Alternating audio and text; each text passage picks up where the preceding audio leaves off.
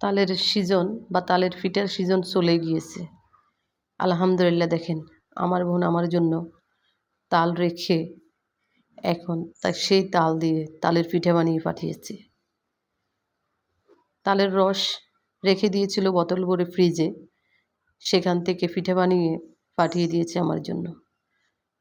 বোন থাকলে যাই হয় আর কি। যদি আপনার বোন থাকে তাহলে আপনার সুখ দুঃখের সব কথা বোনের সাথে শেয়ার করতে পারেন, মনটাও একটু হালকা হয়। আর যদি বোন না থাকে তাহলে মনের আবেগ বিবেক বা দুঃখ সুখের কথা কোনো কথাই কারোর সাথে প্রকাশ করা যায় না। বোনের সাথে যত কিছু খুনসুটি বা যত আবদার করা যায় বোনের কাছে, তা আর অন্য কোনো মানুষের কাছে করা যায় না। বোন থাকলে অনেক সুবিধা হয় সুখে দুঃখে। দেখেন আমার বোন আমার জন্য আজকে সকাল সকাল তালের পিঠা বানিয়ে পাঠিয়ে দিয়েছে। মাশাআল্লাহ, পিঠাগুলো অনেক সুন্দর হয়েছে, আমার বোনের হাতে তৈরি পিঠা। দেখেন কি সুন্দর হয়েছে। উপরে দিয়েছে নারকেল, কি মজার হয়েছে সেই পিঠাগুলো, অনেক মজা।